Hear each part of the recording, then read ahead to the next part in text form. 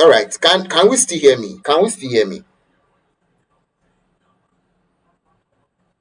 Okay, so I'm still very, very audible enough. I think so, yeah.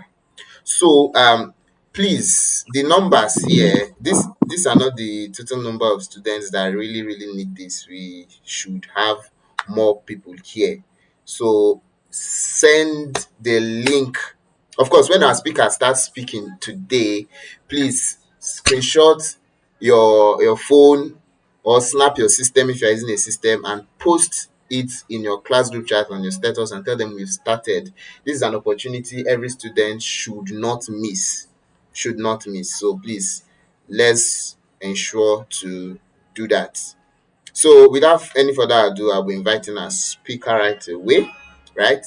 So Pharm Frank has been an amazing lecturer. I got to know Pharm Frank not too long, a few years ago in the University of Benin. And trust me, every moment with him has been nothing short of amazing. The last session he had with us, I'm sure it was mind blowing for every one of us. I personally applied some of the principles he taught and I saw results. It made answering the exam question easier for me. And today, he's coming to show us how we can retain things easily.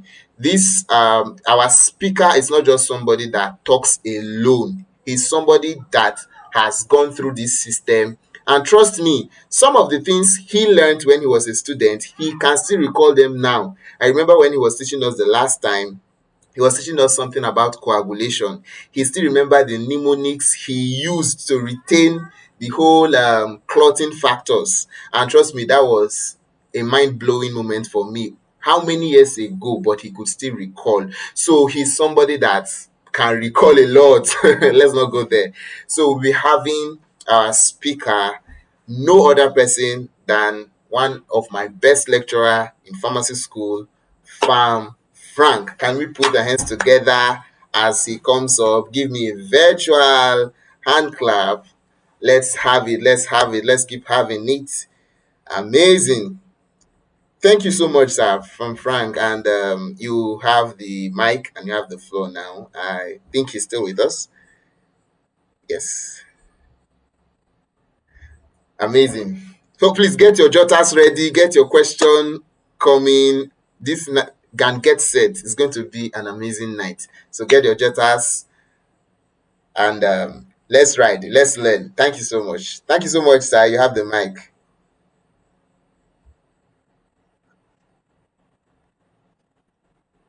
Thank you so much. Thank you so much. I don't know if I'm audible enough. I'm trying to see how to share the.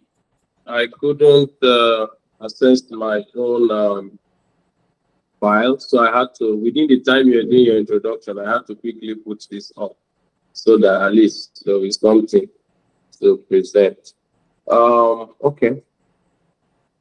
I don't know, is my screen visible? Yes, we can see your screen and we can hear your voice clearly. Okay, okay. Let me see. It's still visible. Not anymore from my end. The screen is no longer visible, sir.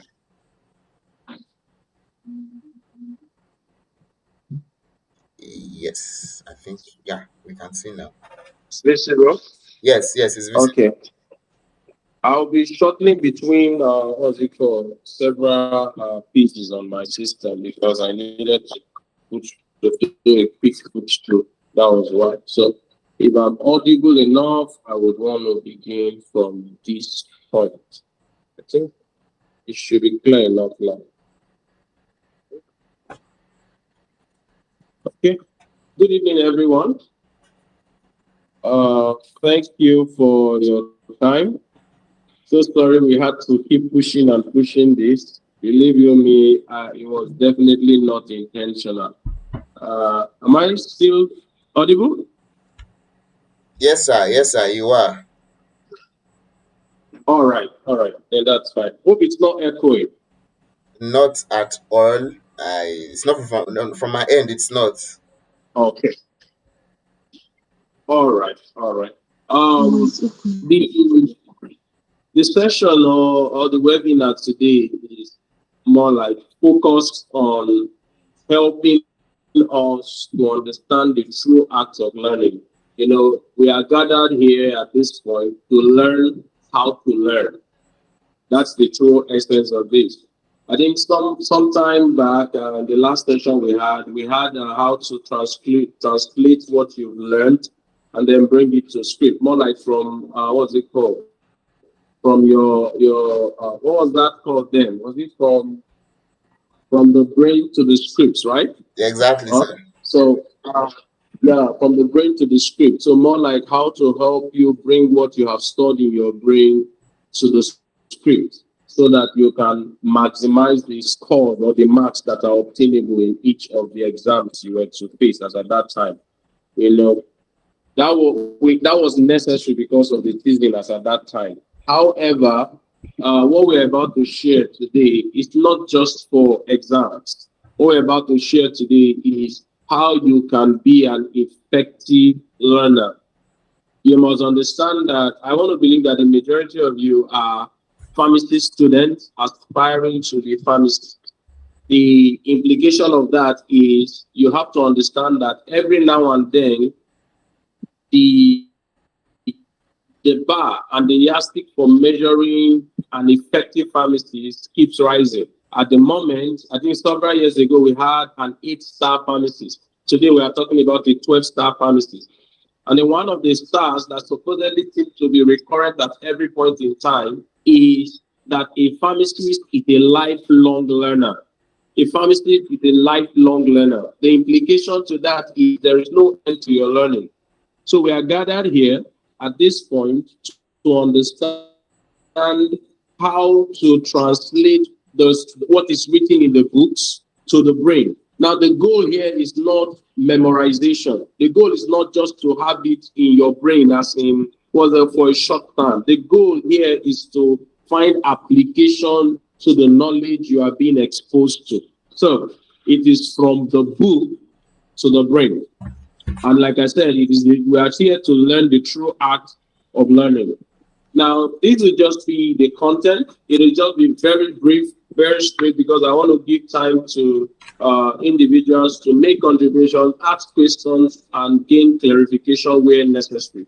Uh, the content will entail the purpose of learning. You have to understand the purpose of a thing because you understand that I think it was in the words of Miles Moran that said that when the purpose of a thing is not known, the abuse of it becomes inevitable. So if you do not understand why you are actually learning or why we are gathered here, you may not really maximize the information that will be coming your way. Because the things that I'll be sharing here are practical tips that I myself have engaged, not just I have seen it work in the lives of many of my mentees, and even people that are not connected to me far and wide have seen it effective in their lives. So if you pay close attention, you'll discover that there will be a drastic change in how you process information, and there will also be a drastic change in how you are able to retain this information and to produce them where necessary. So the purpose of learning, the next is reading with a purpose. The first is one to understand the purpose of learning. The second is how to read.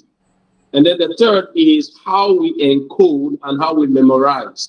Because the brain is the way the brain works. And if you know how the brain works, you'll be able to maximize its potential. And then the last is how to be involved in active learning. There are certain strategies that you can put together that spans across any field of learning. That when you put these strategies to work, you discover that they will yield maximum results. Now, the first part of this presentation would be on the purpose of learning. Now, uh, you see, when we talk about learning, most times people just feel to learn a thing is just about memorizing it, you know. So when you talk about learning, most times everybody just geared at memorization, and that is not the point. Putting it into memory is not the goal of learning. True learning actually is about the ability of transforming information into long-term understanding. The goal of learning is understanding. That's the goal of learning. You are trying to transform, and you take an information, a raw information, and then you want to come into comprehension. You want to understand what you are learning. The essence of that is it's going to translate that into long-term memory and not just for temporary recalling. Most times when students are faced with examinations, they are what we call, they are just fixed on trying to recall whatever it is they have read overnight. So it's more like they are trying to stock in so much information to the brain or so much information to their mind, so much so that when they are faced with a question, they want to recall those. And you discover that the moment you are done with the exam, you forget almost everything you studied. In fact, in the course of the presentation, there's a curve we are going to see, and it's called the forgetting curve. The Hmm. forgetting curve is actually a curve that what they call almost everybody have experienced it one way or the other. So you get to see how it plays out and how you can maneuver and then outsmart the curve. Now, but you have to first understand that the true purpose of learning is beyond memorization. It is in order to achieve a long-term understanding so as to apply the principles that you have understood to life. You are not educated if what you have studied cannot affect and impact the immediate environment around you. So your true education is when what you have studied can translate into active results in your immediate environment. Now, memorization, another word we usually refer to as trying to memorize things, is where we refer to it as rote learning. ROTE, rote learning. Rote learning is more like if I put it in context, rote learning is just a memorization technique, that involves learning information through repetition.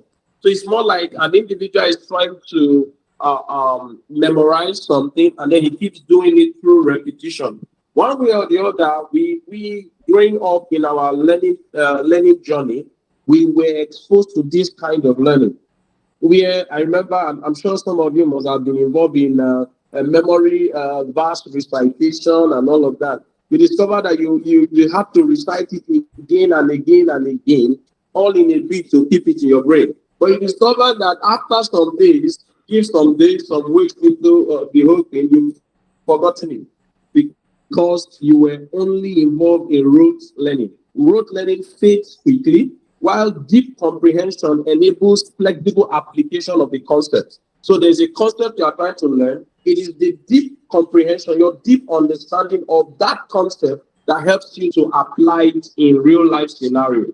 Remember, the goal of true learning is actually to build a model, a mental model that helps you to connect new knowledge with existing ideas. It helps you to that you are exposed to new knowledge. You already have an existing idea. So true learning is that technology that brings that bridges that these two phases. More like you are trying to connect what you are about learning now or the new knowledge you are being exposed to what you already have existing in your mind. And when you do this, this will allow you to reason. It helps you to create and to solve. It helps you to create and to solve problems. Rather than just repeating facts. That's the essence of learning. So learning is about solving problems. Is about reasoning. Is about understanding thought processes, not just the ability to repeat facts. So that's the essence of learning. So you must know the purpose because we said the purpose of learning is beyond memorization. If that is clear, I would now need to explain what would mean what when you read, how do you read? You read with a purpose. Now, in the good books, there's a part of the good books that states that the fool or the labor of the fool wearies every one of them because they do not know how to go to the city. Now you discover that the labor of the fool does not weary him because he does not know the city. He knows the city. But why it is wearying him is because he does not know the how to go. So there is a how to everything. Reading, there is a how to active reading. You must understand that. Because when you understand the purpose of reading, trust me, it becomes it comes with ease. Some person may find difficulty trying to read one or two things. Maybe if you see somebody reading, I'm sure not many of you have developed the culture or the act of reading. There's an act of learning, there's an act of reading. Not many of you have developed the culture or the act of reading. That's why when many materials are given to you, you discover that it becomes so cumbersome and somewhat laborious for you to be involved with it. But however, the truth still remains that when you read with purpose, it guides how well your reading goes. We'll talk about the SQ3 method of reading. Then we'll also talk about annotating and questioning when it comes to reading, because these two techniques are actually very important when you carry a material to read. So you pick up a material to read. Let's assume it's the first time you're exposed to that material, a literature, a textbook, or a course material is given to you, and then you pick it up to read. I usually advise or advocate that my student or will engage the SQ3 system. The SQ3 system, where S is actually talking about surveying, Q talks about questioning, R talks about reading, C, and there is another R that talks about reciting, and then there's a third R that talks about review. I'll come again. The first SQ3R, what it means is SQRRR. The S is you are surveying, the Q, you are questioning, the R, the first R there, you are reading, the second R, you are actually reciting, and then the third R, you are reviewing. This is actually a structured approach that helps you turn passive reading into an interactive process. Most times when people read for exams or they just read, they read passively. And then while you read, there's a danger to reading passively. There's something passive reading does to you. It gives you a false sense of achievement. It gives you a false sense of understanding. Imagine you have an exam maybe tomorrow, and all of a sudden you took a material you've not been exposed to before, and then you are reading it like a newspaper. As you are reading it, it makes you have this false sense as if you are understanding what you're doing, but truly you are not. You are truly not understanding it. What you're actually doing is called passive reading. And passive reading has 4 recollection protocols. So you will not be able to recall so much of the information you have gone through if the strategy you employed was passive reading. So using the SQ3R method, you'll be able to you'll be able to transition from passive reading to actually an interactive or active studying process. Because there's a difference between reading and studying. What makes the difference between reading and studying is the second point there, which is annotating and questioning. We will come to that. So the S of your SQ3R study method or study design is the survey. Here, you are, before reading in details, you actually skim through the material. Skimming through the material is just like you are going through it to have an overview knowledge, to have like a snapshot idea of the information that material contains. It is just skimming through. You could just go by reading the heading. Usually, I do this a lot of times. If I'm exposed to a material that I need to consume, I think yesterday I was telling Samuel how that I had to consume over 15 articles to put together a particular work, and then I had to do that using the SQ3 method. 3R method. So the first I did was to survey. In surveying, what you do is that you are reading through the headings, you are reading through the subheadings, you are checking the figures and the tables, you are just checking the summaries. You just go through. You just like You are flipping through it. But it's not a flipping through to count the pages. You are flipping through, you could spend a minute or two just trying to have a snapshot idea of the material, of the content before you. You are not reading it to gain understanding at that point. So surveying is aimed at gaining information of the content. That's the essence of the survey. The second content there, which is Q, talks about question. Now, here you turn the headings and the subheadings into questions. I don't know if you understand what I'm saying. You turn the headings and the subheadings into questions. So let's assume, okay, what will I say? Can somebody give? I wish there was a material I could use. That's why this session, I usually have it physically with my what's it called, mentees. But I wish there was a material I could use to show you what I mean. But are you guys following me? Yes. Yes, Am sir. I am I too fast? If I'm too fast, you let me know. No, sir, it's fine.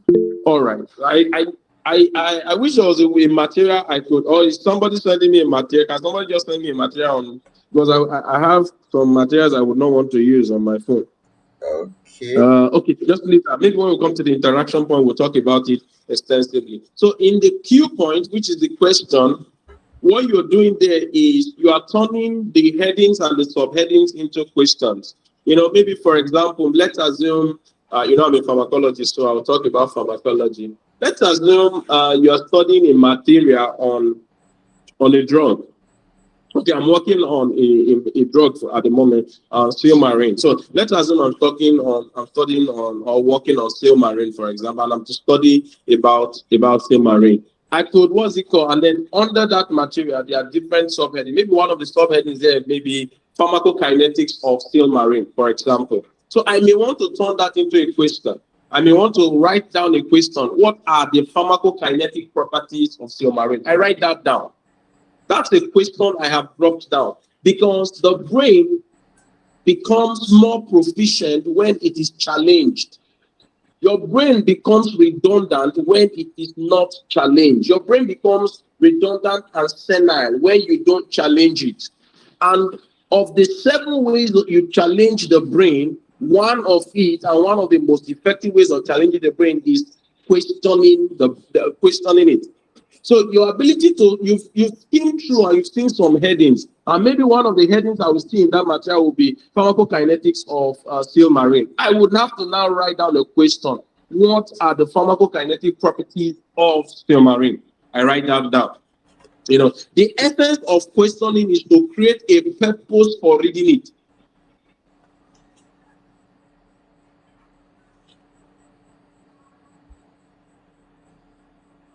Remember, I told you that the brain works.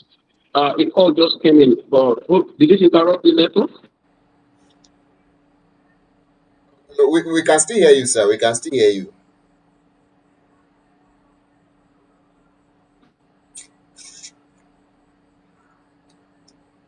Um, we can't hear you now.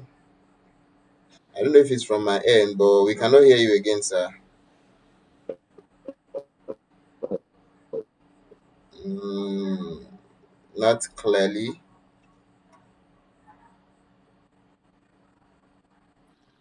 Same here. Can't hear you at all. All right. I think it's general for everybody. So let's just give our speaker a few minutes, perhaps to sort the call out. And I'm sure we are all learning. Like, I'm already getting points already. Questioning, having questions before you read. The essence of questioning is to read with purpose. Hmm. Essence of questioning. Let me write that down. It's to read with purpose. I'm learning a lot here. I'm learning a lot here. So, um,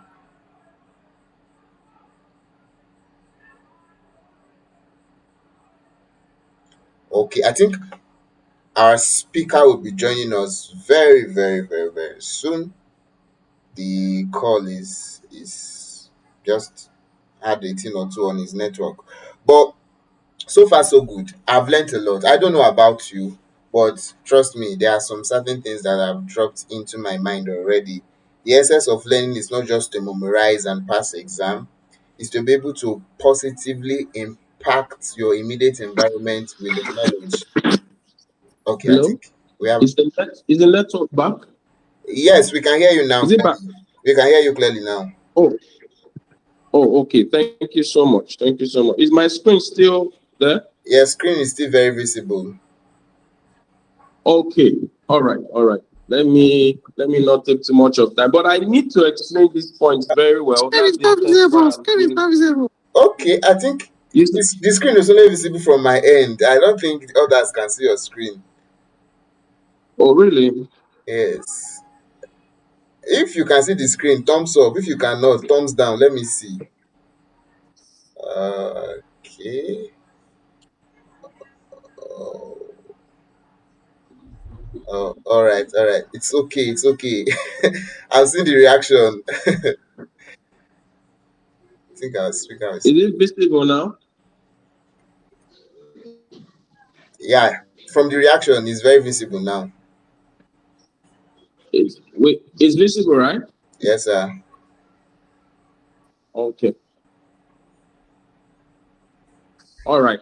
So I was saying, what's it called? Here we are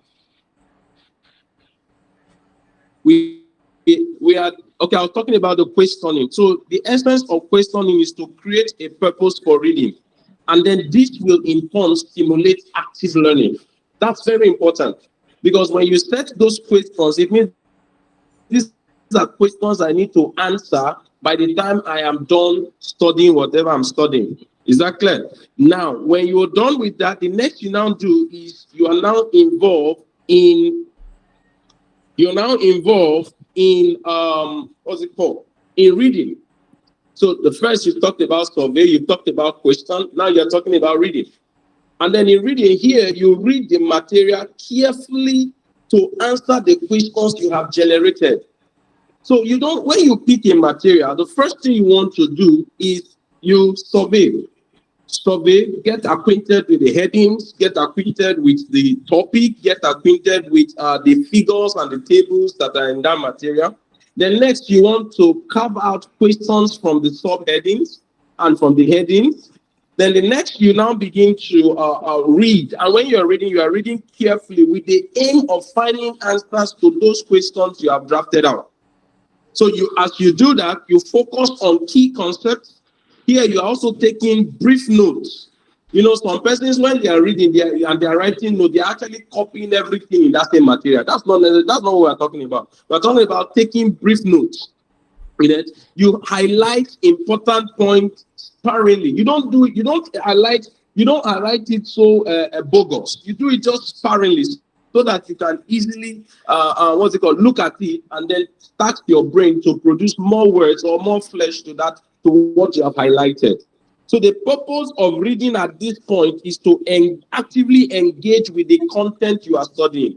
So first you survey, next you question, the third is you are reading. And in this reading, you are doing it carefully in order to actively engage with the content. Mind you, as you are reading, you are actively looking for responses to the questions you have initially mapped out. Then third, you recite. Now, in recitation after reading is not memorized. It's not cramming. Recitation after reading is now you have gone through the material, you cover the material. And when you cover the material, you close the book and then you try to explain what you have studied in your own words. You try to explain it in your own words. That's one. And then two, you also try to answer the questions without looking at the text. So there are questions you have mapped out while you at the initial step. You are trying to respond to those questions. The essence of doing this is to strengthen your memory and to identify knowledge gap. That's the essence. And then when you are done with reciting and recalling, the next you want to do is you want to review. You want to review. No, while you are reciting and recalling, you discover that you recite, and then there are some things that you supposedly thought you had enough information on based on the content, but it seems you can't really lay your hands on them.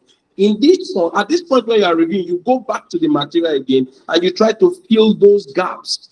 You discover that by the time you fill those gaps, you discover that you are adding more content to what you already know. That point where you are actually reciting, the truest knowledge you gain from that material is what will be reviewed at that point. And then when you begin, you discover that the truest knowledge will not be 100. Most times, from what I from studies, most times the truest knowledge you gain is usually around 58 to 65% of what you studied.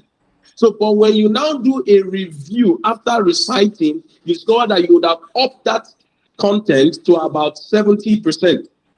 And then when you continuously keep doing repeated reviews at intervals, you saw that you are increasing it up until 92%. Very rarely will you gain as much as 95 to 100% of the content, except the content is very small.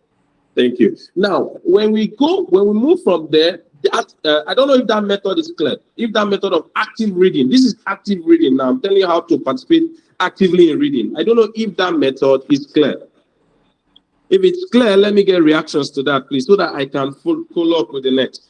Now, this helps you with active reading. This is how you read actively. Skim through the material by surveying, using the headings and the subheadings and the tables and the figures. You get to bring out some questions. When you bring out questions, then you settle down and study and read through the material carefully with the goal of answering the questions you've outlined. And then you now begin to, you close the material and recite to see how well you can recall what you've been exposed to. And then upon recitation, what you do is you now review how much of what you recited was actually what was in the material you've been exposed to, and then you fill in the gaps where necessary. Then the next approach in active reading is you must never forget to do what we call annotating and questioning. You must never forget that. Now, in annotating and questioning, always ask why. Always ask how. Never stop at.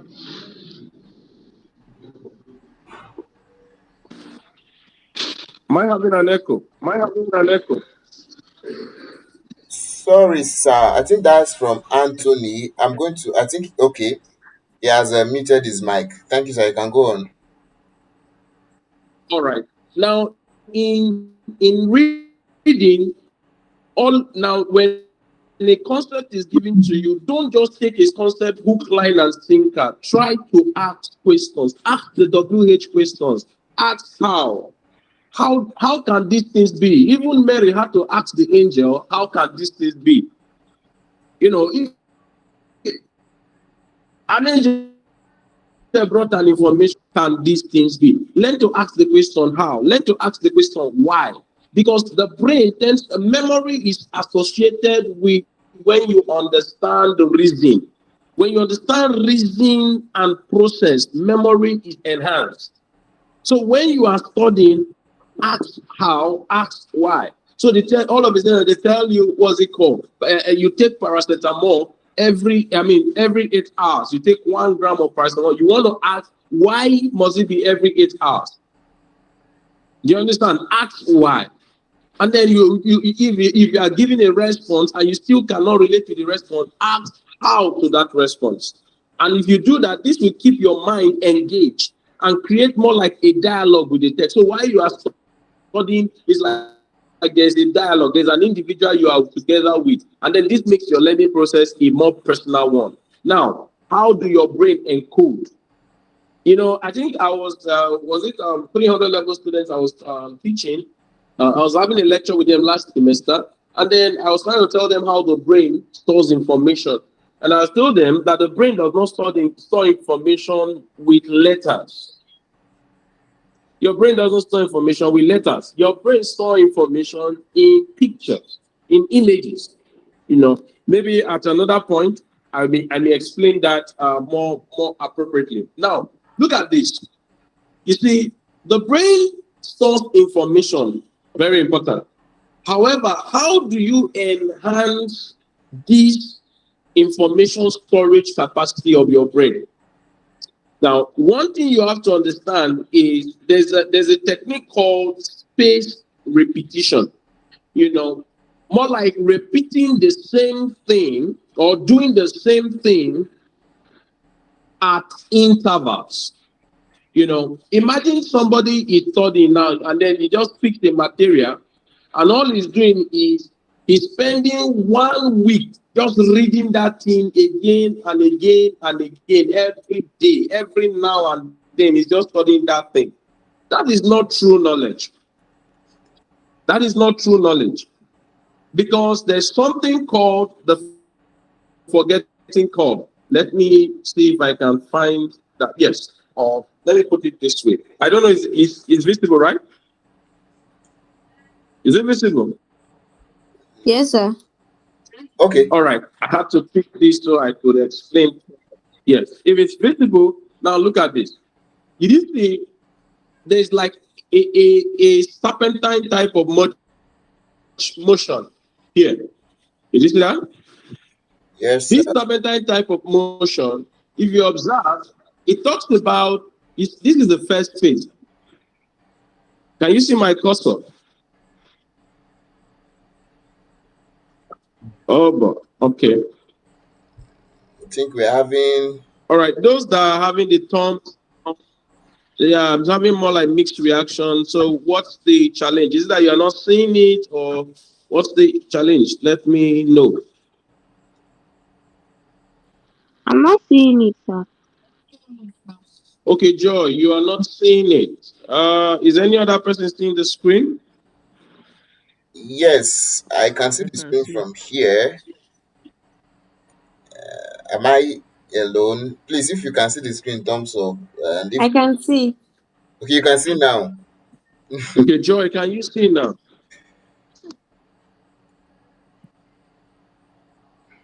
Hello, Joy, can you see it now? No, sir. Not seeing it. Still yes? Um, Yes, Would you I mind can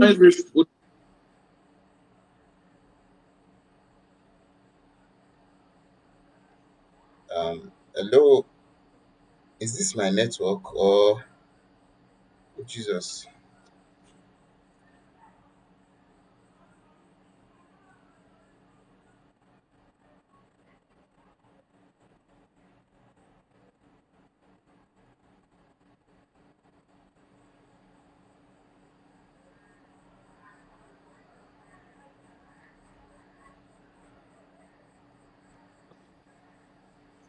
Yes.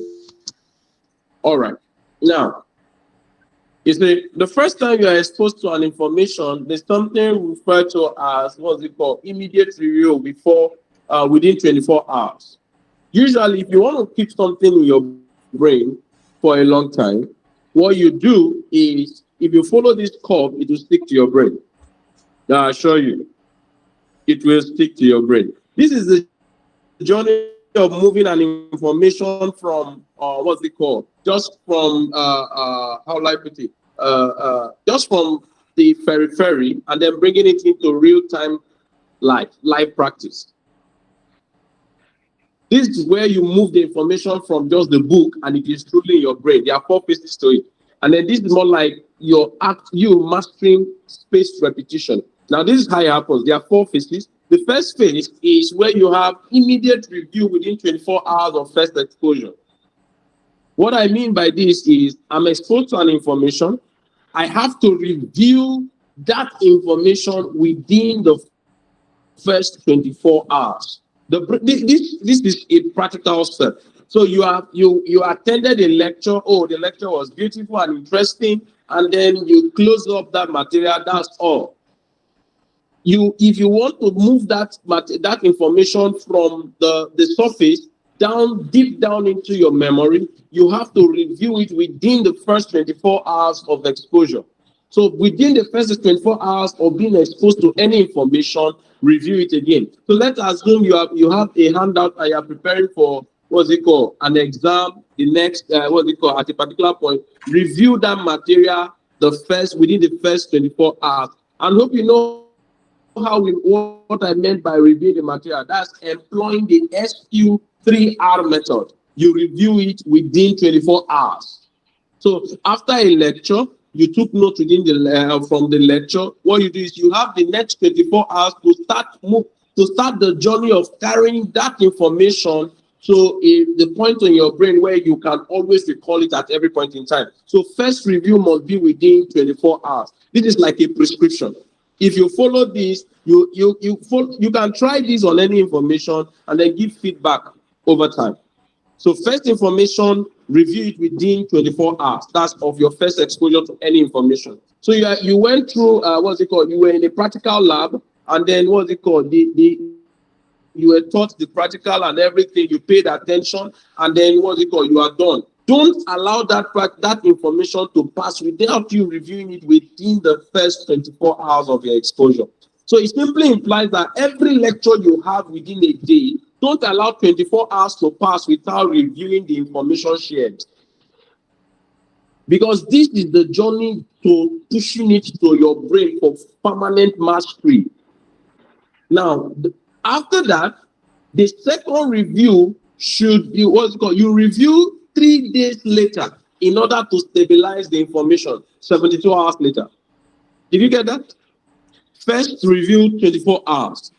Second review 3 days later. You can do a practical review on this stuff. I need somebody to take this thing practically and then pick an information. If you are exposed to any lecture tomorrow, pick that information, review it within 24 hours. After review, the review I talk about is I'm talking about using the SQ3R method. Do that within 24 hours. After doing that, then leave that information. Don't visit it again. Visit it, what's it called, after 3 days. Is that okay? Then the third review should be, what's it called, the next 10 days. There's something that is happening at this point. This is now where you're now telling the brain that we need to move this information to long-term storage.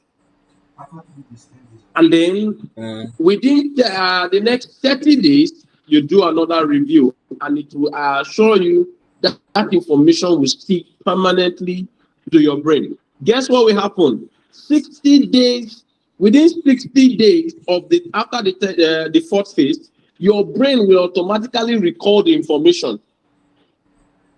And you discover that you will just produce it again and again and again. Now, sometimes some persons have asked me, how do you get to recall the things you studied before? This is the pathway. Nothing else.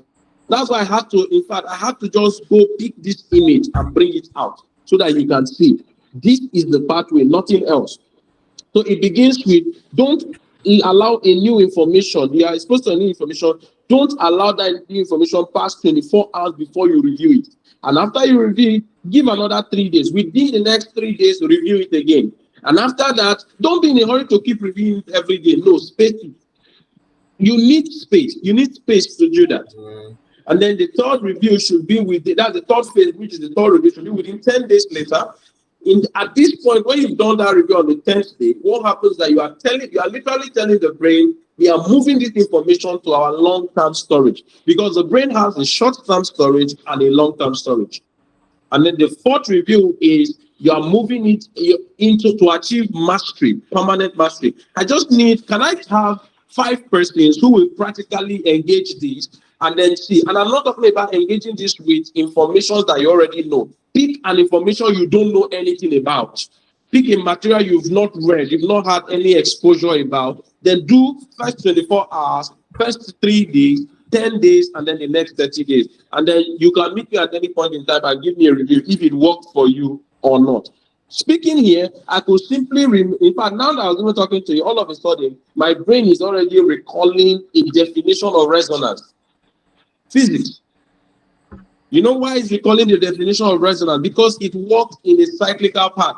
Now I can simply define resonance to you as a phenomenon whereby a body is set into vibration as a result of another body vibrating, at its own natural frequency that is staying close to it. A phenomenon whereby a body is set into vibration as a result of another body close to it vibrating at its own natural frequency. That's what my brain has brought. Now, the fact that I gave expression to what my brain brought to me now, it simply means that it has refreshed the memory that this information does not need to be redundant. It stays in the brain.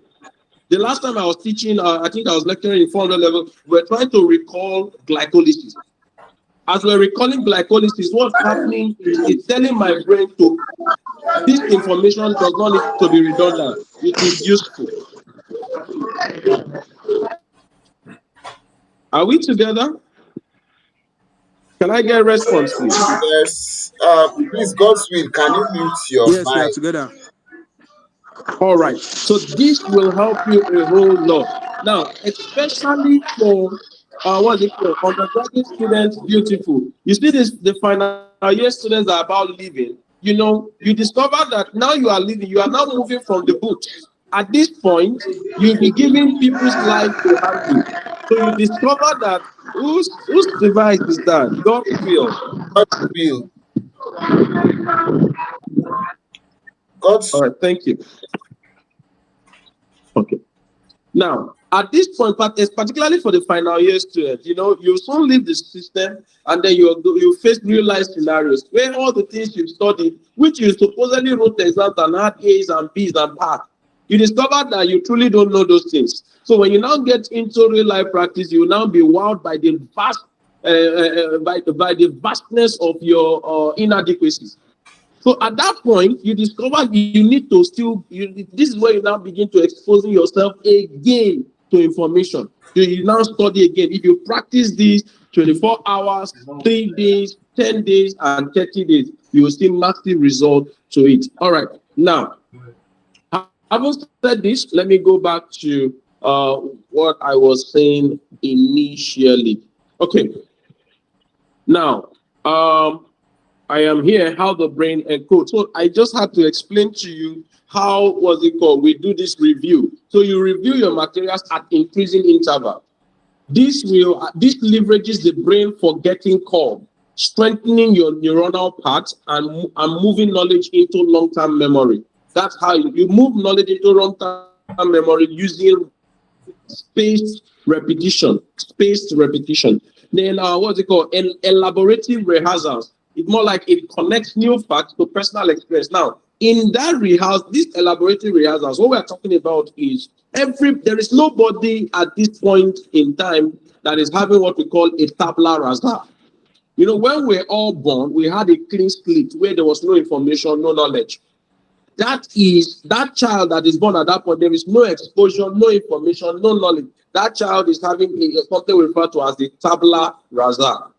At that point, as you begin to experience things, information begins to come in, and then that slate is no longer plain as it was when you were born.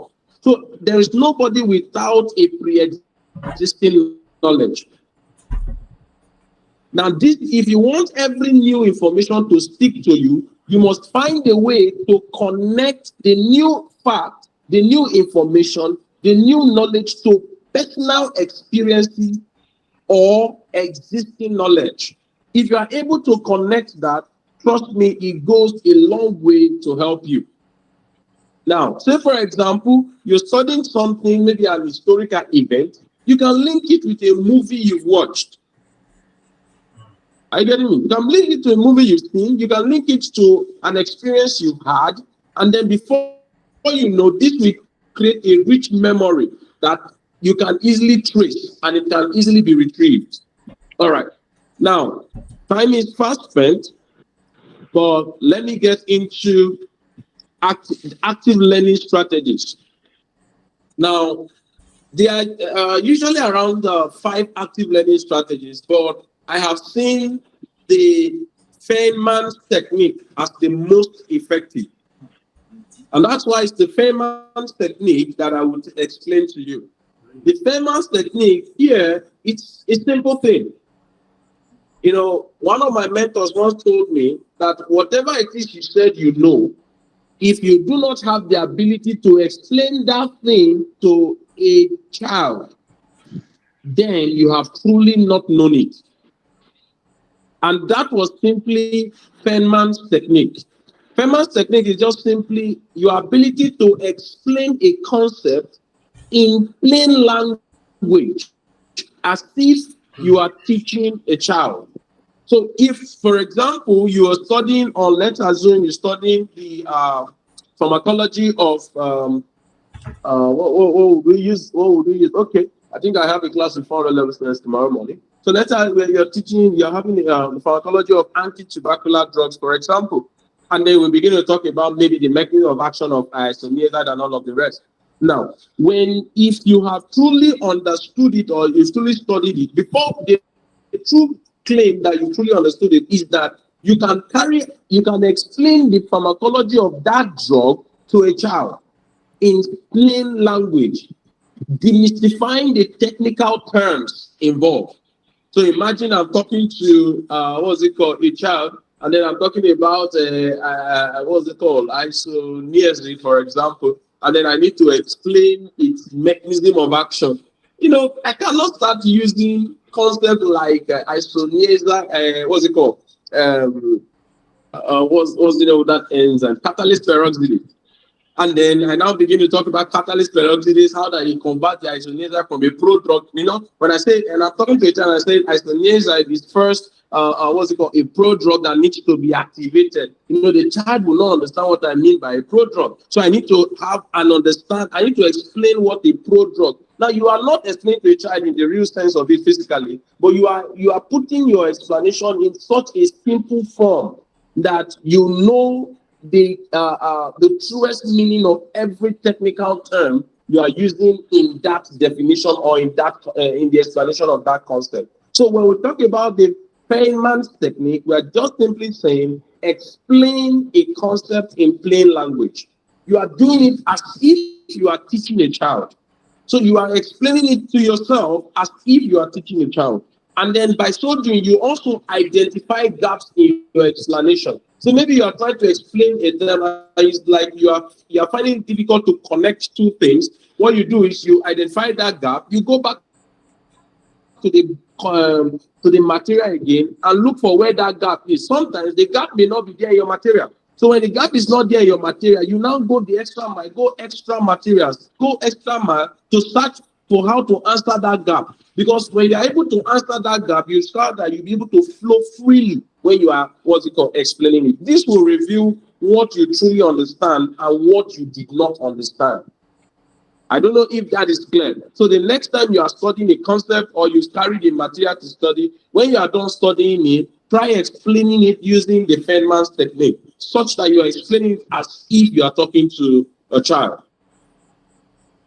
Now, practical retrieval. Now, when you are done, understanding it or going through a material, you must never forget to close the book and test yourself. Close the book, test yourself. At the point where you are studying, you are creating what we call flashcards. That is where you are building your mnemonics. A lot of you guys use mnemonics too much. And then when you find yourself in the exam hall, you are confused. You yourself, you can recall the mnemonics, but you cannot recall what each acronym means. So it becomes too. In fact, literally, while marking the last exam, I literally saw some persons writing out their mnemonics out. As in, you wrote the mnemonics, but he could not even recall what was supposed to be where it's supposed to be. So don't saturate your mind and your brain with too much mnemonics. Mnemonics, they are memory retention tools. They are tools that helps you to recall. They are recalling tools. They do not help you retain information. They only help you recall. They do not help you retain. They only help you recall. And so you don't spend too much time with recalling tools. You spend too much time with retention techniques.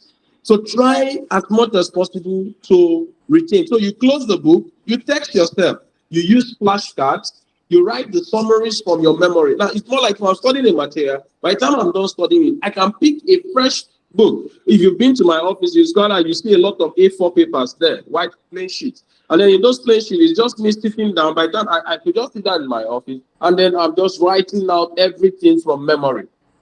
Everything from memory. By the time I'm done writing out everything from memory, I go through it. And I discovered the parts that I do not get, I go back to the material and I put it back. For those of you that may have seen me come into your class with, maybe it's a few A4 papers and all of that, I just literally had to sit in my office, not necessarily with the material or with the book, and I was just writing out everything from my memory, sketching it and bringing it out in diagrams. And then by the time I'm done, I go through it again to see if it's complete. If it's not complete, if there's a gap, I look for ways of filling that gap. Now, your brain does not store letters. Your brain works best with pictures, with images. And then how beautiful these images are when there is motion to it. For example, how many of you have read the book Things Fall Apart? All right. So only one person have read Things Fall Apart. Wow, that's serious. Okay. Now, but how many of you can recall the full content of Things Fall Apart?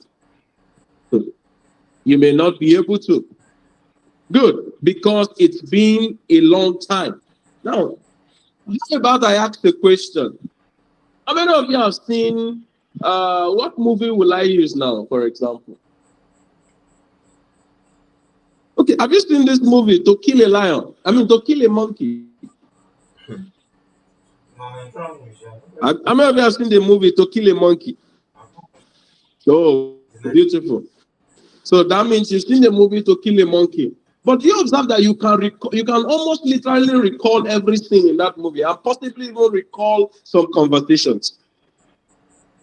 Yes, sir. That's because your brain would rather store image and pictures than it will store letters and words. So what you do is, however, the materials and the books before you are letters and words. So when you read, create schematics, diagrams, and tables from the materials. So your summary should not be, you are writing a summary of a material or you are writing a summary of something you have studied. It should not be in words again. Let it be schematics. Use arrows, use lines, use cycles, use rings, use shapes to denote it. Because when you do that, your brain can relate more with that than it would with words. I wish I could type out something. It's just that if I type it on my system, you may, what's it called? If I type it on my system, the autocorrect on the system may, show you guys, may identify the errors in it. But let me see if, no, I can't do it here because even if I want to do it, the system will show errors, I wish I could do that. You will literally see that I will give you a sentence to read. You will read the sentence completely, but by the time I ask you to check each word, you will see that those words were wrongly spelled. But because they were wrongly spelled, they had all the letters together.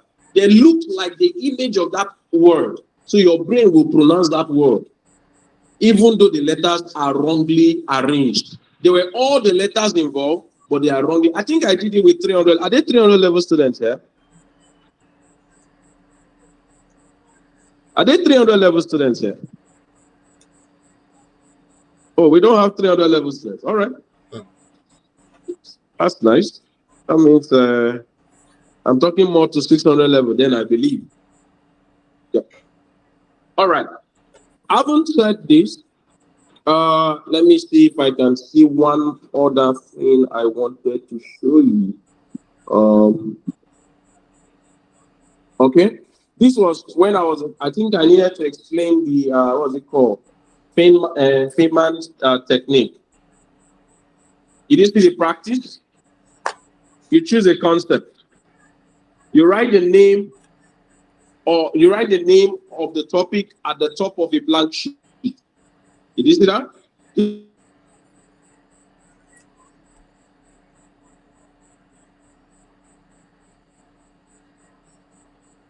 You choose a concept, you write the name of the topic at the top of the blank sheet. You teach it to a child as you explain the idea in plain English, avoiding any technical jargons. That's the next. Then the next is you identify the gaps. When you get stuck, now how do you know this gap? While you are doing that explanation, there are places where you get stuck, or you use what we refer to as the buzzword. The buzzword is just like that's a buzzword. and then you go back to the source of the material and refine your understanding in that. Then you simplify and analogize. Now, this way, the analogize is like you are creating analogy. You are creating analogies, you are creating concepts, you are creating. For sometimes you might even want to create an arbitrary story out of whatever you are studying so that you can relate with it. I do not know if I've been clear enough in this explanation. There are a whole lot, but I hope I'll put this together and send it to the coordinator. But I just wanted to be more practical. That's why I was avoiding this. Let me see. Ah, sorry. Let me remove that.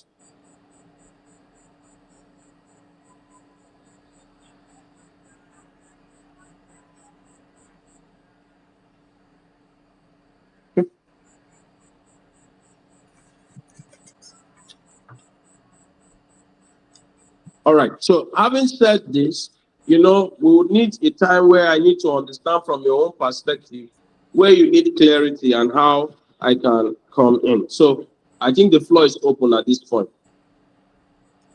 Amazing. My God.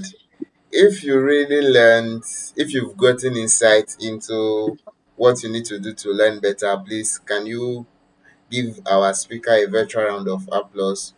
Express how you feel with your emoji, with an emoji, because trust me, this has been mind blowing. Let me check my jotter. I think I have about four, 3 to 4 pages filled up. Hmm. Thank you so much, sir. Thank you so much.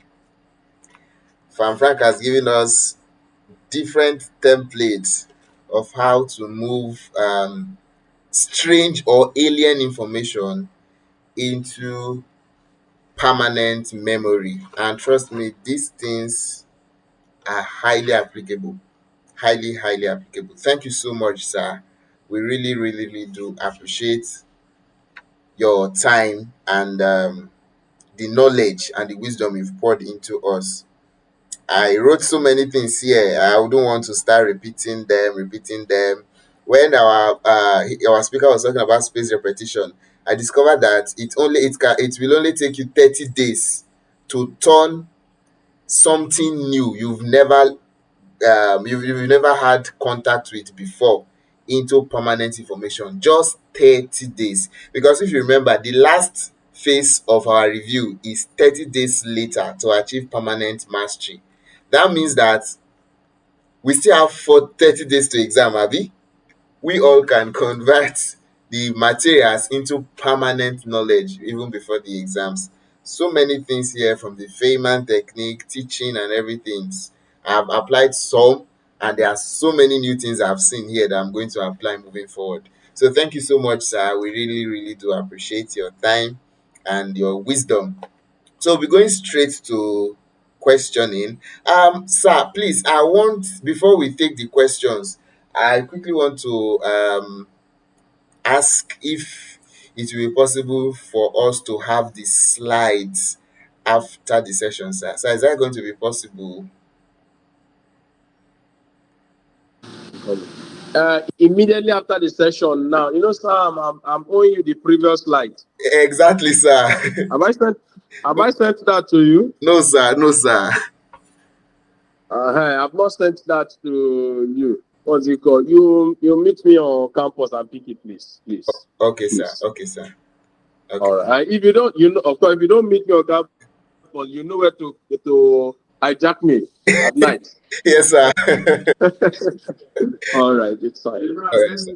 Thank you so much, sir. We really do appreciate. Once I get the slide, I'm going to send it to the group chat. So stay around. This is not the end. There are still many more things to come. I'll release it once I have the slide. All right.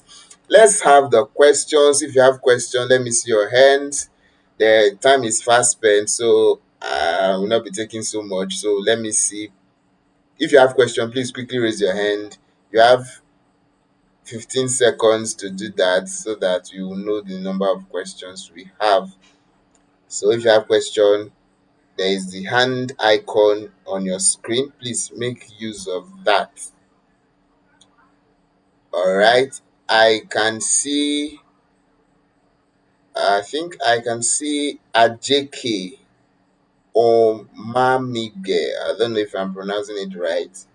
Favor Query. Do you have question or your hands are you are just raising your hands? Favor Query.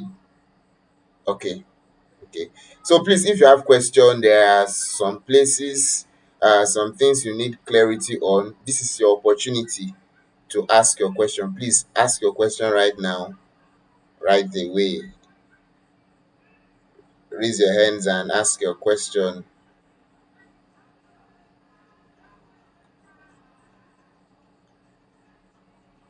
Nobody's asking question.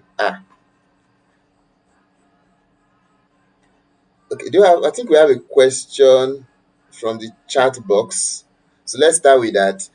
The person said from Emmanuel Asemota said he has a question. For instance, you were given a material by a lecturer to read for exams. Which is better? Is it to give the lecturer from the lecturer's material word for word or to write from your own words? So that is his question from Emmanuel. I think Emmanuel did not. I don't know if Emmanuel attended our last session. So, okay, but sir, there's a question from the chat box. I don't know. Should I go over it again? Yes, please go ahead. Go over it, please. Okay, so the person said, for instance, you were given a material by a lecturer to read for exam. Which is better? Okay, which is better? Is it to give the lecturer from the lecturer's material word for word or to write from your own words? Like, which is, I think the person is asking which is better between the two. Okay. I think this is more of from what we call from brain to script, right? Exactly, sir. I thought we addressed that last time. Yeah. However, just so he knows, perhaps maybe he wasn't there then, or he didn't get access to the information then. The thing about it is the focus of today was more like how you move information, how you move knowledge from the books to your brain. And since that's the focus of today. Now, however, what's it called? However, let me respond to him this way. Uh, if you remember in one of my slides, I explained there's the purpose of learning. The true purpose of learning is that the information will impact your immediate environment. And if the information is to impact your immediate environment, it simply means comprehension is key. That's understanding is key. Now, with respect to answering questions, it's a whole different ball game.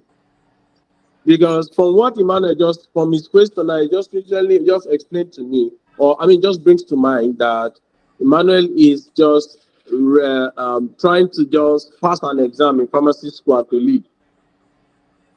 Now, you would know, lecturers differ, or how like people, individuals differ, and their approaches differ also. So imagine someone, have I taught Emmanuel before? Emmanuel, can you respond, please? Have I taught you? What level, please? What level? Emmanuel, 200. Emmanuel is Okay, in 200 level. 200 level. All right. Now, lecturers differ.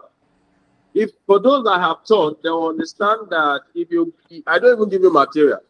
So you don't even have something to give me word for word to. You get it? So I prefer you understand the concept and then you explain the concept in the best way you understand.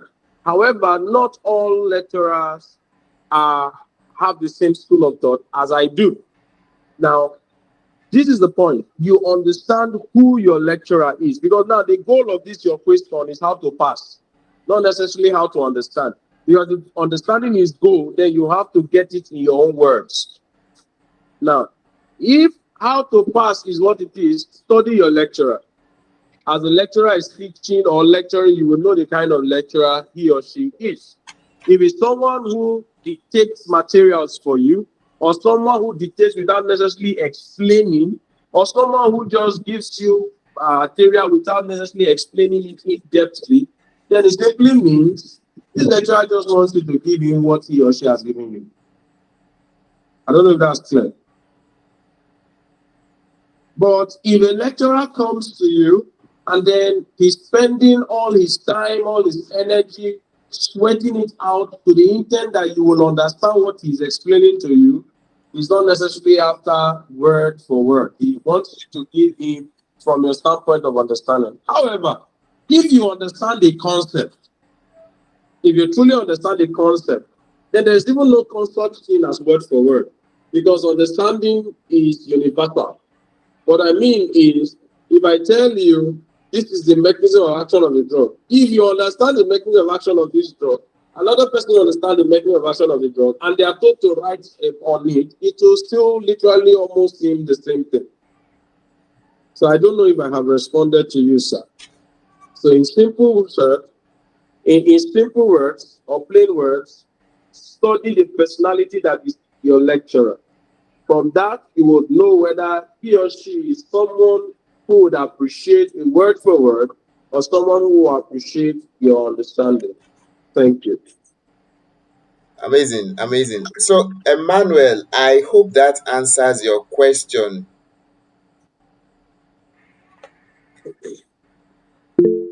Okay, I think that satisfies Emmanuel. So, I have a question, sir. So,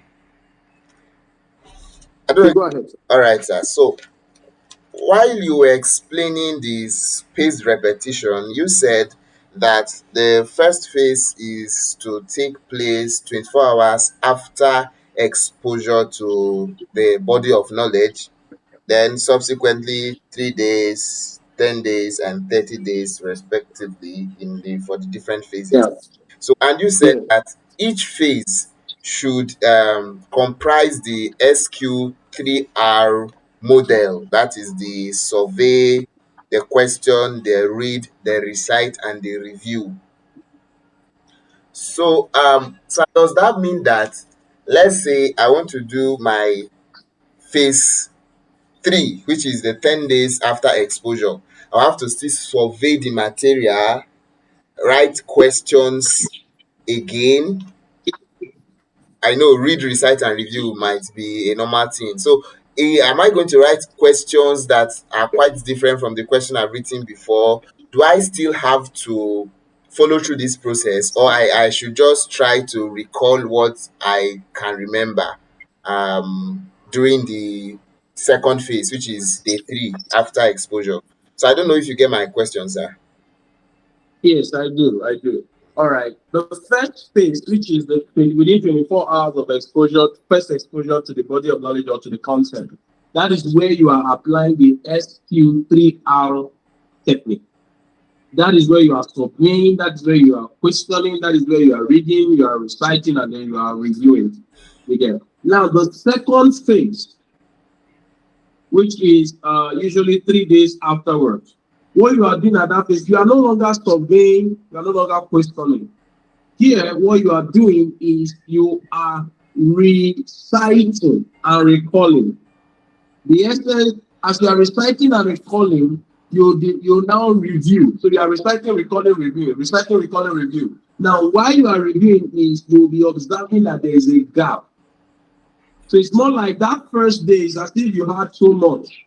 So you got entangled with the business of the day and many activities, 2 days in between, and it's like some information that were not fully with you has left you. So at that point that you are reciting, you saw that you are no longer in touch with certain information. So you review and then you top up your knowledge. It's like you are topping up the tap again.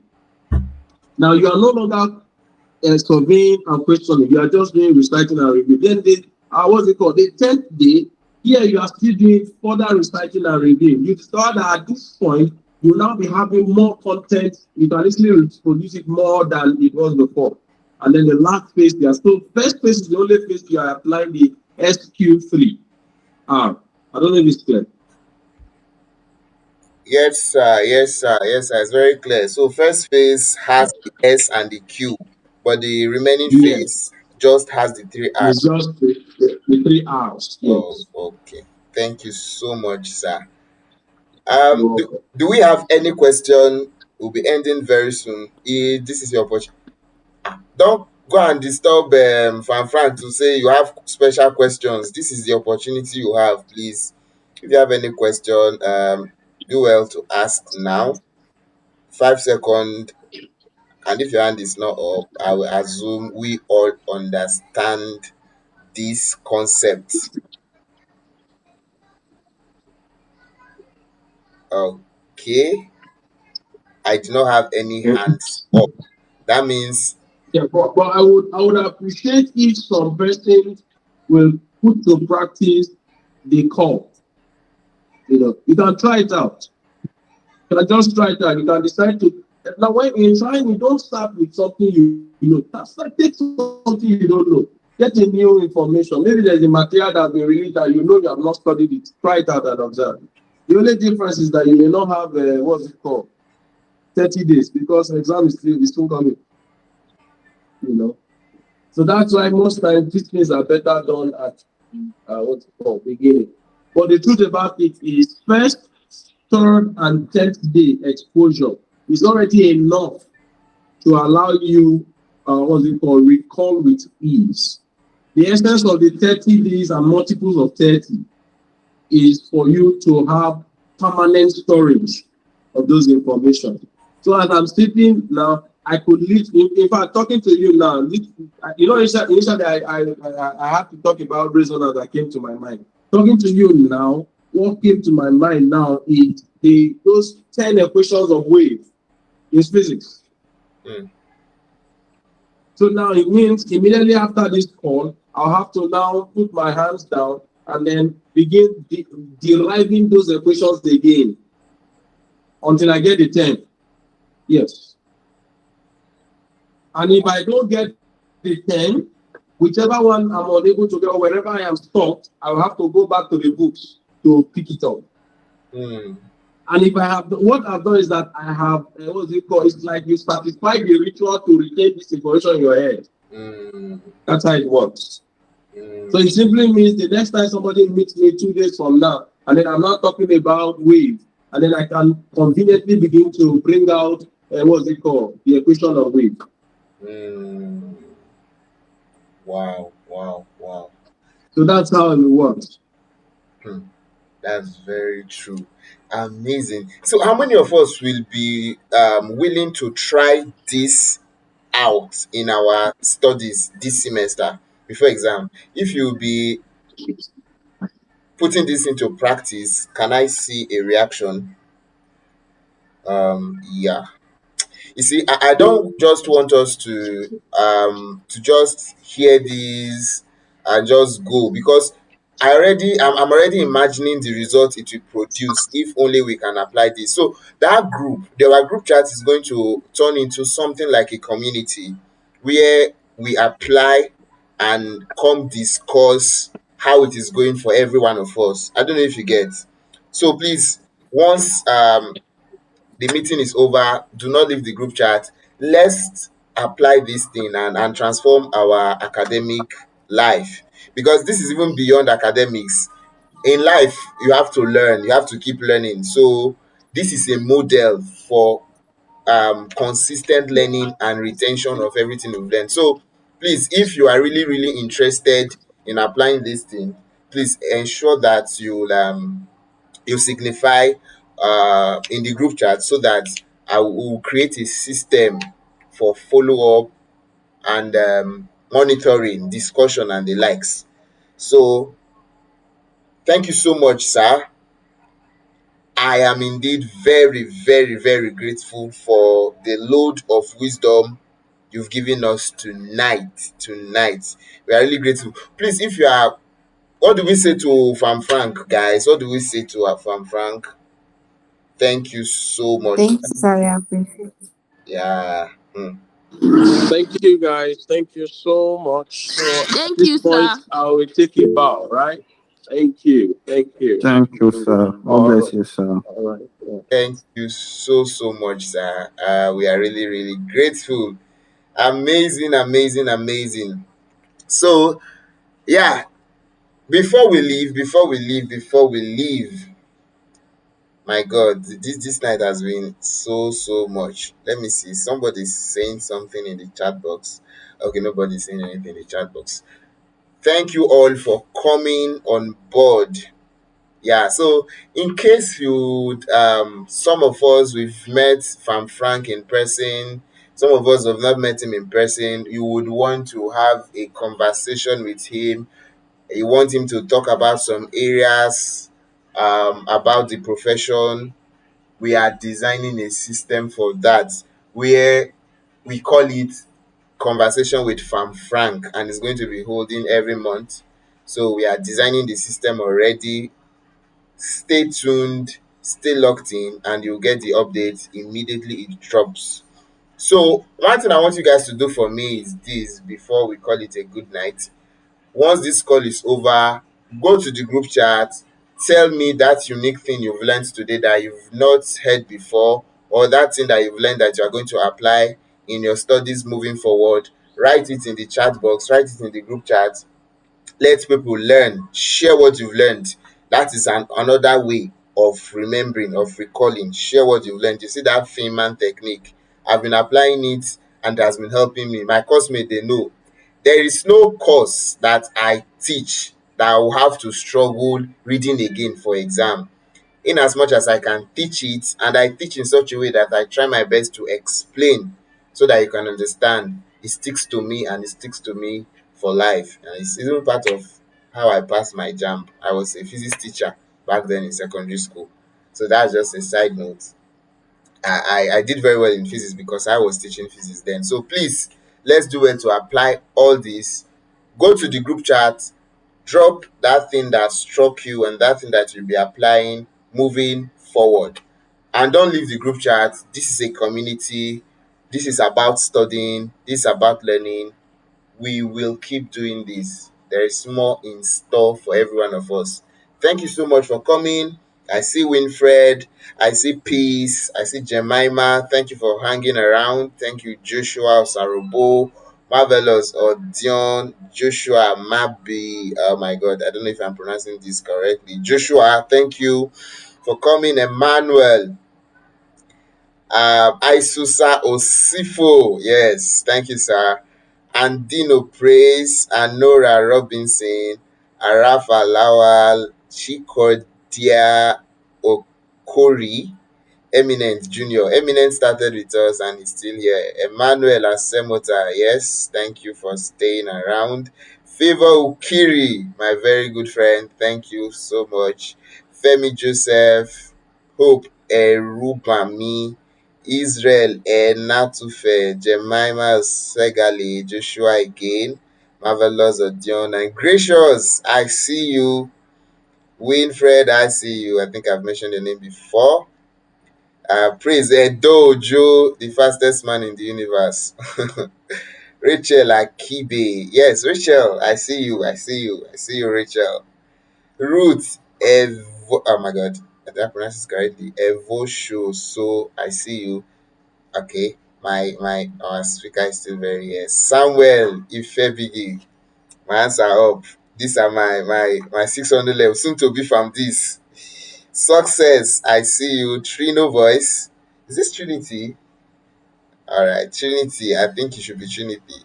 Umukoro peace and victory Omodion academic pillar. I thank you so much for staying with us up to this moment. All right, guys. I think this is where we call it a beautiful night. Once I get the slides, I'm going to share it with every one of us.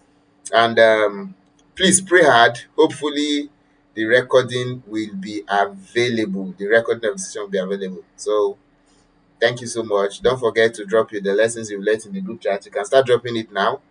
And have a pleasant night's rest. Have an amazing week. See you all at the top. Good night. Stay blessed.